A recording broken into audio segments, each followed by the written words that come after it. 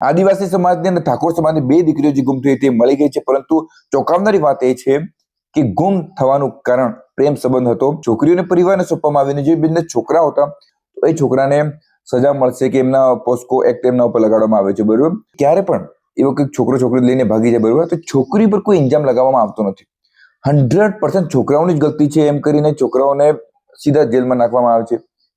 એમને ફોટા વિડીયો ન્યૂઝમાં આવે છે, વિડીયોમાં આવે છે, એમની પોતાની બદનામી થઈ ગઈ અને છોકરીને બિલકુલ કશું બી એમાં ફોટો વિડીયો બતાવવામાં આવતો નથી. એવા ઘણા બધા કેસ છે, મેં પહેલા પણ વાત કરી હતી. હું એમ નથી કહેતો છોકરાઓની ગલતી નથી, છોકરાઓની પણ ગલતી છે, પરંતુ ક્યારે પણ કોઈ છોકરી છોકરો ભાગી જાય, બરોબર, ઘરથી પ્રેમ સંબંધના કારણે, તો એવું તો હોતું નથી ને કે છોકરાની જ ગલતી હોય. છોકરીનો થોડો ઘણો સપોર્ટ હોવો જોઈએ, કશુંક તો એવું હોવું જોઈએ, એક હાથે તાળી તો વાગે ને.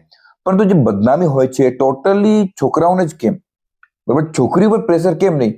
કેમ કે છોકરી ઉપર પણ આપણે પ્રેશર આપવું જોઈએ. બંને પક્ષ ઉપર થોડુંક કશુંક ને કશુંક આપણે પ્રેશર આપવું જોઈએ, બંને પ્રેશરને સમજાવવો જોઈએ.